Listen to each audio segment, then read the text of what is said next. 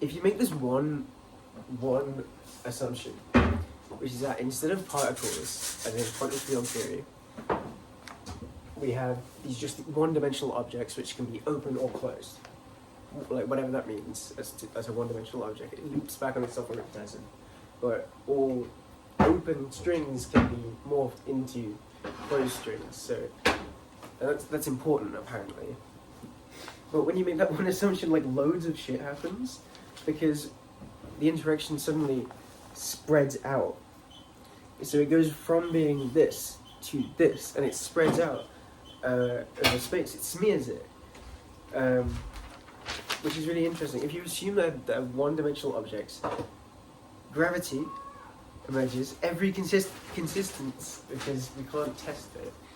So we apply the assumption that it should be a consistent string theory. Every consistent string theory must contain a massless spin 2 state whose interactions at low energy reduces to general relativity. It gives a consistent theory of quantum gravity in perturbation theory. So we need no new maths to find an exact solution. It's just that we just keep doing what we're doing in perturbation theory.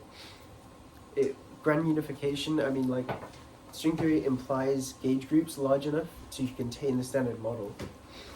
But it also predicts loads of extra dimensions, 4 of which are flat, and 6 of which are small and curved. It predicts supersymmetry and chiral gauge couplings, which, Bran, Sorry. it predicts chiral gauge couplings, which every other mix and match sort of theory of everything,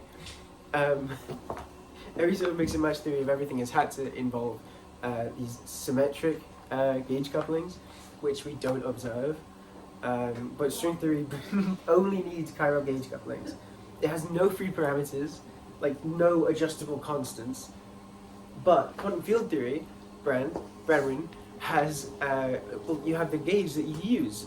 You can just raise the Lagrangian 2 power of n, where n is any real number. So there's an infinite number of gauges that you can use in your quantum field theory. It's uniqueness in the sense that, like, yeah, there's 10 to the 500 string theories. Yeah, there are, but that comes from the fact that there are loads of classical solutions to what it predicts. It's not because there's not one string theory. There's one unique string theory.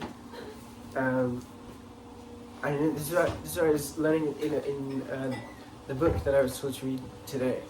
I hope